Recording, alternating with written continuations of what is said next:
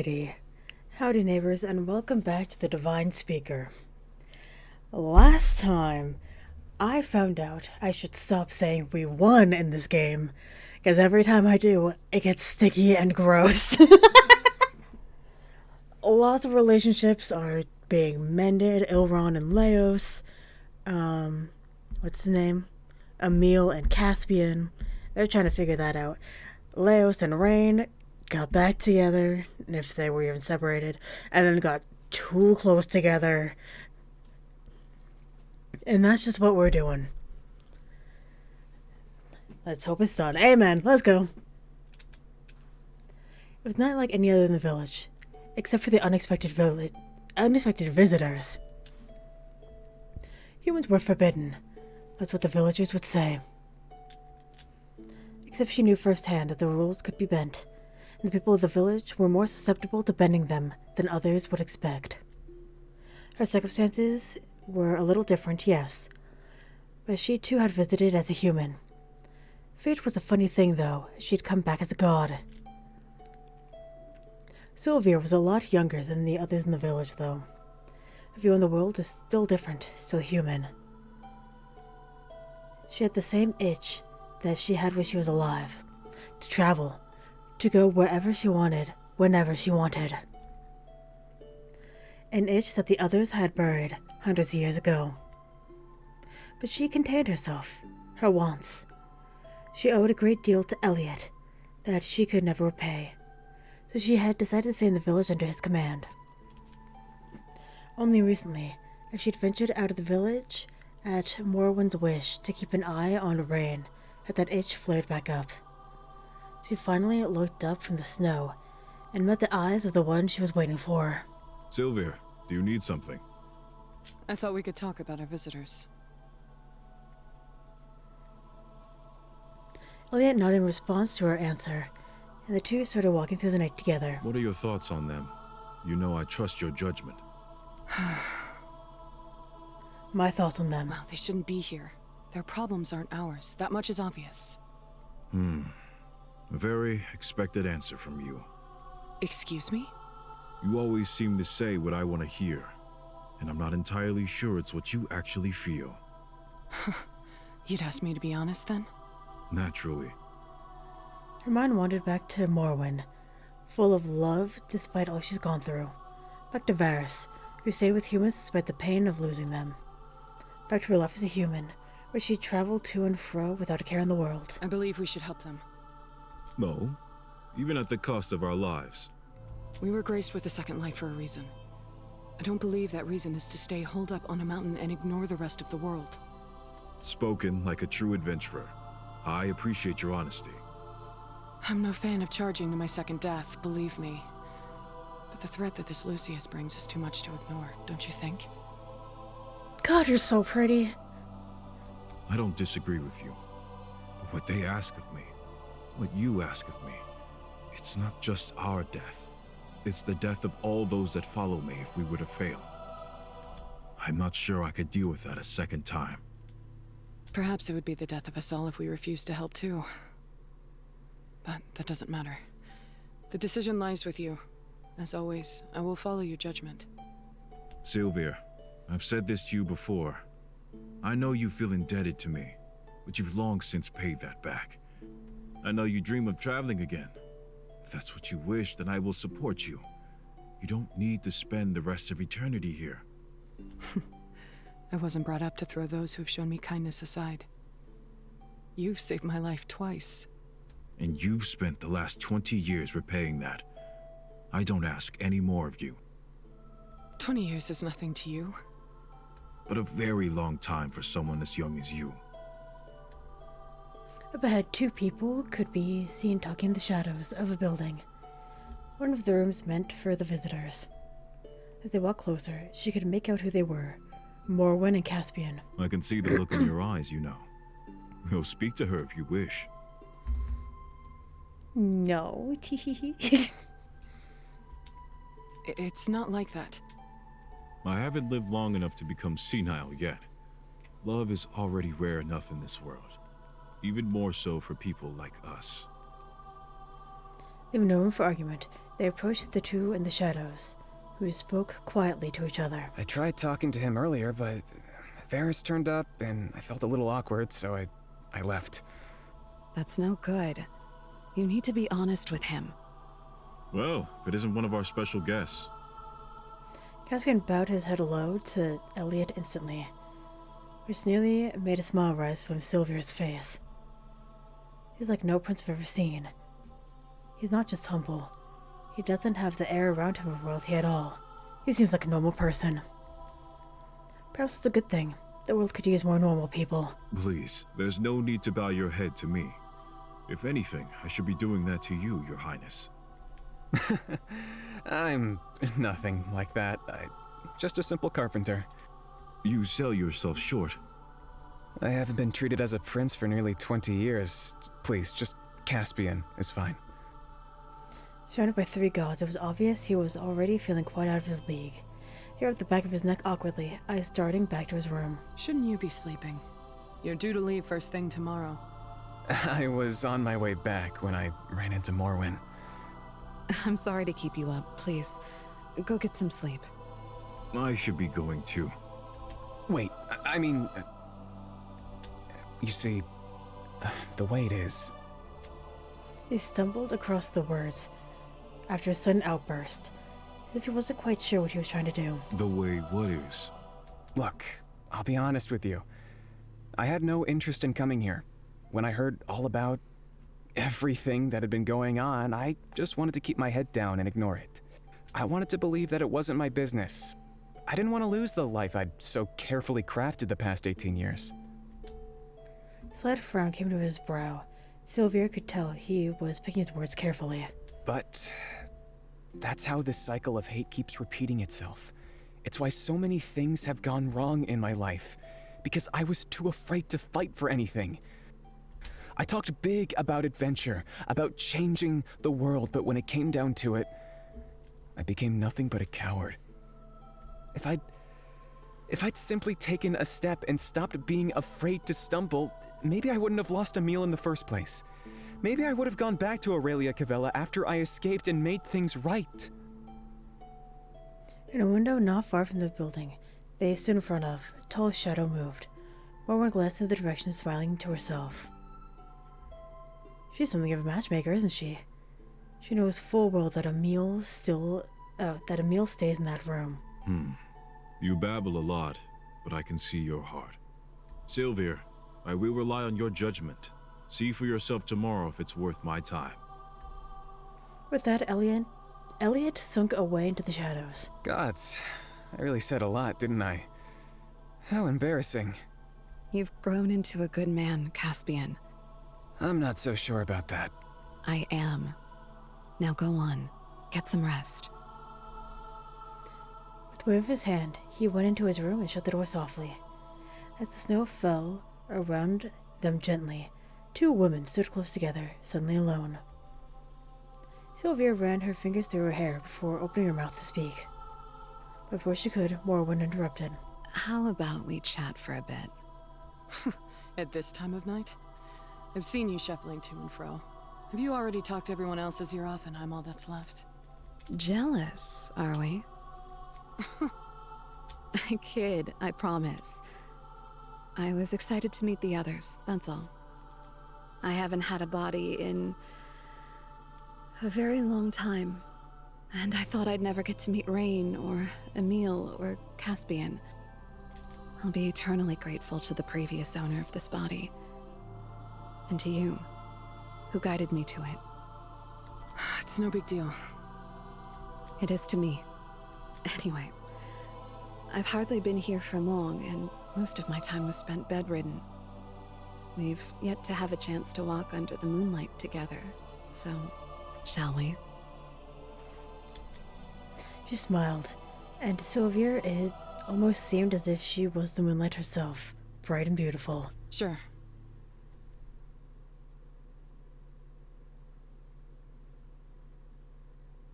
Elrond! Back with the boys. Alright, I just not go in, act natural, and be casual about it. No big deal, right? Elrond paced back and forth outside of Varys' store, uncharacteristically. If it were anyone else, he would have just barged in, but something was making him feel nervous. He tried to push that something out of his mind, but he knew all too well what it was. Elrond, you'll wake everyone up if you keep pacing around like that. The door swung open and Varys stood in the doorway. I'm not pacing. I'm just thinking.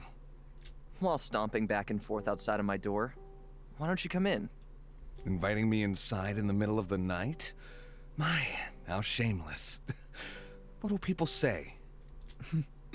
We spend most nights together, Elrond. People can say whatever they wish. It doesn't bother me. He pushed the door open further and Elrond followed in behind him. I love his dolphin. The dolphin charm. It's very cute. I love it. It was remarkably similar to his own, to Elrond's surprise. Varys sat down at the edge of his bed. He smiled calmly, happy to be in Elrond's presence. Did you need to ask me something? Well, nothing in particular. I just thought we could chat for a little while. I was wondering how long you've known Elliot for. Never heard you mention him. A couple of 100 years or so. We met in Sidcaeum a while after he ascended and subsequently took a mortal body. He was the only other god I'd ever met, so we became fast friends. I'm happy to see him alive. He disappeared and I thought... This seems like a nice enough place. No wonder he came here. Yes, it seems nice enough. Peaceful, too. A nice, simple village life could be refreshing. Sure, it's not quite as adrenaline pumping as bounty hunting, but it's an honest living. I was just thinking. It's been so long since you last saw Elliot, and I'm sure there's plenty of other friendly gods in the village too.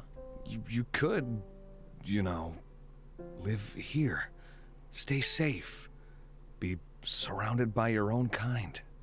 Elrond. Your parents were farmers, right? You could take up the trade.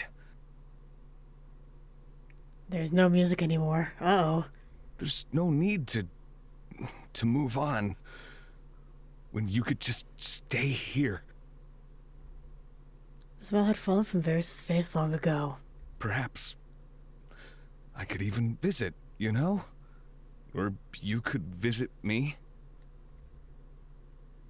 Elrond, please listen to me. This is a beautiful CG. Wow, wow, wow. Every day since we met has been a blessing. Even if it meant going through all the hardships in the years before that, I would do it all again. I'm the luckiest person in the world to have someone by my side that makes it hurt so badly to say goodbye. Don't you see? We can keep going like that. It doesn't have to end. It can't last forever. Why not? Even when I'm an old man on my deathbed, I want you by my side. An old man on his deathbed, and next to him someone that will have to grieve forever. Then I'll tear the world apart. Make everyone hate me so badly that whoever the fuck is sitting up there in the sky, making decisions, lets me become like you. Why won't you listen? You'd be comfortable here. Happy. If not here, then in Sidcaeum with me. If you're sick of bounty hunting, we'll stop. Elrond. What can I say that will convince you? Elrond, will you kiss me? Hey, yo, why are we, What? Will you kiss me? Guess the answer was yes. Elrond didn't wait to be asked again. Oh. His green hair cascaded around him as he leaned down and kissed Varys. The first kiss. Elrond had imagined it for years, but never expected it to actually happen. He was happy enough by his side, watching on. Well, even better than he could have thought. With their hands still connected ever so gently, Elrond held on to that person On to the person who meant most to him. The person who he'd given up everything for. It was delicate and sweet, mixed with passion and longing. The moonlight drifting in the window illuminated their figures, outlining them in a cool light. Varys reached up and ran his fingertips through down Elrond's chest. Elrond shivered in response. He stroked Varys' face gently. It couldn't shake off the feeling that this was all a dream, that Varys would disappear as soon as he opened his eyes. Just then, What is it? two jumped apart, hearts pounding harder than ever before. Elrond rubbed the back of his head and looked away, awkwardly trying to find something to say. Can't skip this anymore. Boo! The sound of crackling fire drifted through the thick woods as two men sat huddled close next to roaring flames. Elrond threw a couple more sticks in, and it roared with delight. It was only a couple months after the two had started traveling together. Varys the god and Elrond the bounty hunter. They had a rocky start, but over time they found that they had quite a lot in common. Since then, they'd gotten along well. Another night sleeping outside. It's sad how I'm starting to get used to it. Perhaps we should invest in a wagon. It's extra weight to drag around in the end. Arana poked at the fire with a long, thin stick. Lost in thought. You know, you're still somewhat of a mystery to me. We've been together for months now, and you've never said a word about yourself. You've never asked. If you want to know anything, I'll tell you. I'm just a little curious about your upbringing. There's not much to say. I was brought up as a human. I didn't feel any different or special. I lived in the country, in a small village. Oh, what were your parents like? They were kind and full of love. I couldn't have wished for anyone else. What about, you know, your actual parents? My actual parents? In your first life? You know I was a bird in my mortal life, right? What? A bird? Really? Most of the other gods lived as humans, so I suppose I shouldn't be surprised that you didn't know. What's that like? Arana laid down his arms behind his head, looking up at the star-filled sky. Varys did the same. Freeing. I didn't worry as I do now. I could fly wherever I wanted, whenever I wanted. Well, birds still have parents, right? I suppose you're right. They were very important to me too. What about you? You don't have to answer if it makes you uncomfortable. No. It's only fair. You answered my questions after all. My mother was the best woman to ever walk this planet. She was strong-willed, even stubborn at times, but so full of compassion. Was? Oh, she died. I'm sorry to hear that. To the end of her days, she prayed. As she got sicker and sicker, she kept going. She didn't pray for herself, though. She prayed for me. I was stupid. Naive. I thought she was being totally unreasonable. I laughed at her and her beliefs. I thought, what good is praying if they just let you get this sick? So that's why you said those things when we first met. I'm sorry, I was angry. I wanted it to be anyone else's fault. But it was mine. I wasted her last moments being bitter. A gentle weight fell onto Elrond's chest. When he looked down, he saw peachy hair. Varys wrapped his arms around Elrond and squeezed lightly. It's not your fault, Elrond. Before he even realized, his eyes had watered over and tears were rolling down his face. She deserved a better son than me. I miss her, Varys. I miss her so much. You're a good person, Elrond. I'm sure your mom is still watching out for you from somewhere. And she's proud. With his head against Elrond's chest, Varys hummed a quiet tune. He closed his eyes, listening to Varys' slow song. Elrond wrapped his arms around Varys in return. The two spent the rest of the night like this, in a calming embrace.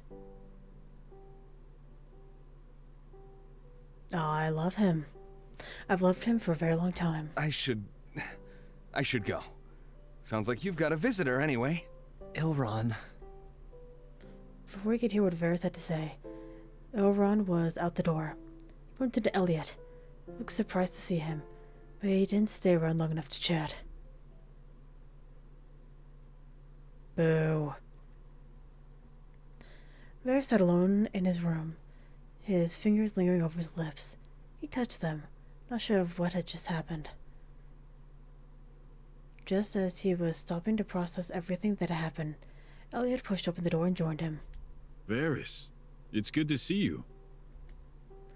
Varys calmed his breath and tried to put on a serious expression. He didn't believe he could fool Elliot, but he wanted to maintain some sense of dignity. It's been far too long. What brings you here? I'm not allowed to want a simple chat with a dear friend. This night is going on for a while. Simple chats don't usually end up being simple after all. I'll always have time for you. I don't suppose you've come to tell me you've changed your mind about helping us. He made his way into the room and pulled up a chair facing Varys. No, I don't suppose so. You haven't changed then. It's always been difficult to sway you once you've made your decision. It's not that I don't want to help. I do. But so many lives depend on me, on the judgment I make. If I lead them into Sid Caem, they'll die. I can't promise any different. Why would you put yourself on the line for these people? Those speakers. I know you fought against them in your lifetime, Elliot, but they're not bad people. I fought against them because I was told to. I stayed loyal to the crown because I thought it was right. I was wrong about the gods, and I regret the harm I caused them. The speakers, though, I don't regret it. Not even the slightest. Their history is filled with betrayal and murder. Raen isn't like that, you know. He's got a good heart. Perfect for corrupting, then. I won't try to convince you, but I hope at the very least, you'll trust my judgment this one time. I didn't come here to argue anyway. I came here to catch up. I'm curious as to how you came to travel with a human companion. That's unlike you. Ilron? I'm not sure where to start. We didn't meet on friendly terms, but he was the one that helped me to find my way. If not for him, I wouldn't be here today. Elliot's face morphed in surprise. You're in love with him. What? Varys, god of the harvest, in love with a mortal. I never thought I'd see the day. I think I've liked him for a very long time. Elliot clocked that fast. You know it could never work out, right? I don't intend to ever act upon it. I wouldn't dare to steal a future away from him. To love someone and grow old together, that's his right. I can't give it to him. Gods mingling with humans only leads to heartbreak. It'd be best for you to distance yourself from him. Then again, who am I to tell you what to do? Sometimes what is best isn't the right thing to do either. Thank you, Elliot. I appreciate your honesty. And what do you intend to do after this, if you survive? I'll free the Aurelian gods, first and foremost. And then... There will always be a place for you here. Varys shook his head, a sad smile playing on his lips. And then it's time for me to pass on, my friend. My duty will be done. An admirable goal. If you ever change your mind, then I'll be expecting you. So, you spoke to Elrond? Forgot about these two. Hope we're done. Yeah. He was who I thought he was after all. Wow. That's kind of crazy, isn't it? And after all this time, in this wide, huge world, you still managed to find each other again? You're making it sound more romantic than it is. Sorry. But really, it's amazing. Yeah, it is. And you asked him for sex advice? What a sentence. It just came up, okay? I didn't I didn't go there to ask for tips or anything. It just kind of happened. What a fucking sentence.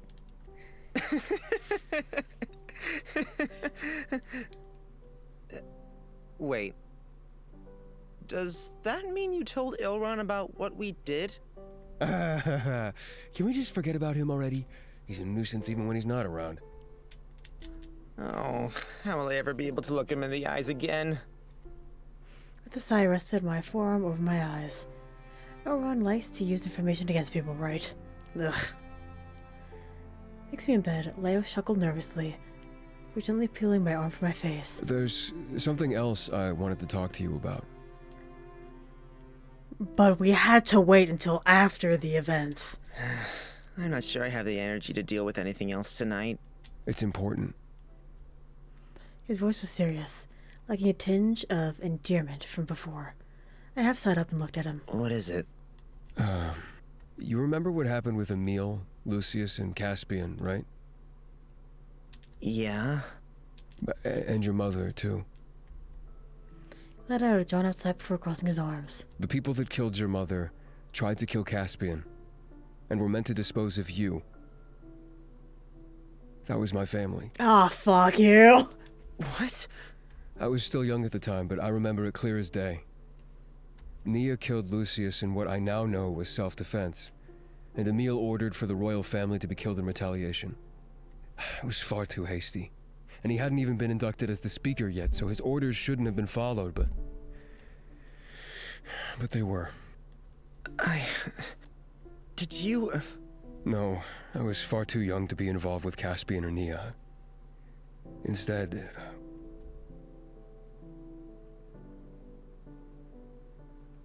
All around him, Leos could see the flames of war. Not real war, nor real flames, mind you, but he could nevertheless feel the same sense of burning dread. His mother and father had rushed out with him in tow to deal with the sudden panic. Lucius, the Devine Speaker himself, had been murdered in cold blood by the prince's partner, Nia. Lucius had always spread word of her evil, saying she would be the downfall of everything the city loved. In secret, of course. Everything he did was in secret. The people had taken stock in what he'd said, too.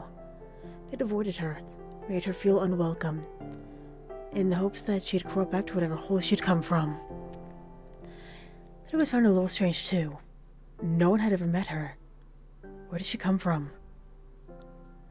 Leos didn't have an opinion on her either way. That was the way he was brought up, after all. To be uncaring was to be able to kill without emotion. So he'd been told. Suddenly he was questioning whether it was true or not, as he stepped out of the palace with a baby in his arms. Like the child in Deal with him, his mother had told him, "You could do that much, can't you?" She spoke in a cold, uncaring voice, as the woman called Nia laid only a few feet from her, bleeding out. This day, Leos could still remember her eyes, golden, forgiving, without a hint of anger. She looked at Leos with an expression that gave forgiveness. He couldn't help but look away. There were no guards or servants to stop him walking in and taking the young son of the prince.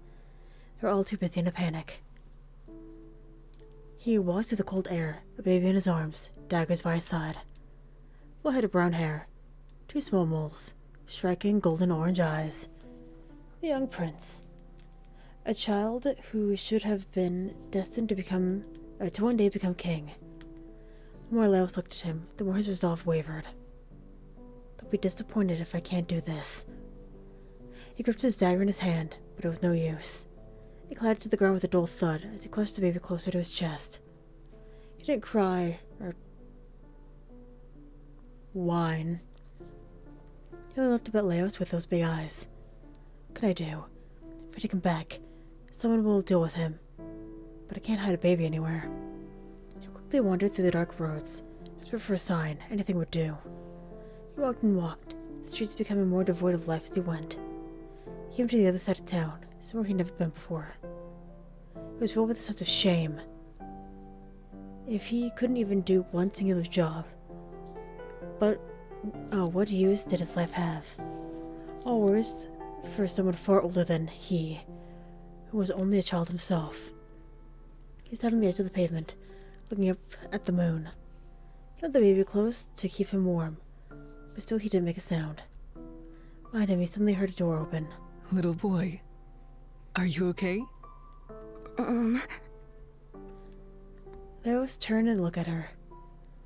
He wasn't used to being spoken to directly, and he feared the repercussions of being found here. What do you have there? It's... He unwound the blanket, showing the baby to the older lady, who looked on in worry. He'll die if he doesn't have somewhere to hide. Caspian, what have you done now? Let me take him. I promise he will be safe with me. This is an orphanage. You can't let anyone find out who he is, or my parents will find him. Leos handed over the bundled up baby before stepping back awkwardly. You're not safe, are you? You'd best come into... No, I can't, or I'll be punished again. I have to go. Wait! So that Leos sank back into the shadows, running for home. Told them I did it. They'll never have to know. You saved my life? I didn't realize it was you until we found Caspian. I'm sorry. I should have told you earlier. Thank you. Leos, I can never thank you enough, can I? He's always been saving my life. My arms around the redhead, pulling him in close. I'm sorry I couldn't do anything about your mom. I shook my head, tears already forming in the corners of my eyes. Turns out you've been protecting me from the beginning, huh? Yeah, I guess so. Slowly we fell asleep like that, together in each other's arms.